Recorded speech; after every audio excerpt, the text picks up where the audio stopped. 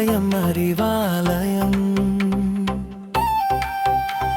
நூலகம் தானே பேதம் பார்க்காத அன்பாலயம். படிப்படியாக வாழ்க்கை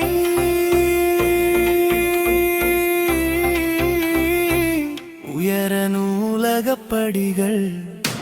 அறிவு வளர்க்கும் ஆலயம் அதுவே அறிவாலயம். பேதமின்றி மனிதர்கள் யாரும் போகும் நூலகமே அன்பாலயம். விழி திறந்து தியானம செய்வது நூலகம் அல்லவா. மனம் உனக்கு வசப்படும் மனிதா, நூலகம் நோக்கி வா. படிப்படியாக வாழ்க்கை உயரும் நூலகப் படியில் ஏறி வா. இருந்த இடத்தில் இருந்தபடியே உலகம் சுற்றலாம்.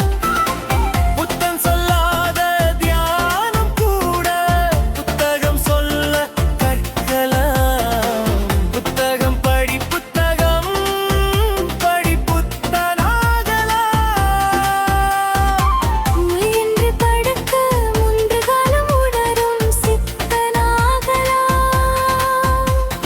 புத்தகங்கள் போக கூடும் உனது புத்தகம் போகும். புத்தகம் காட்டும் அன்பின் வழியே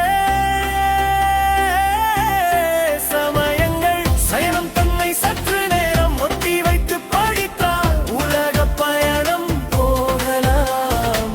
கையில் புத்தகம் கைபேசியில் சேரும்போது சக்தி பயில் உலகம்.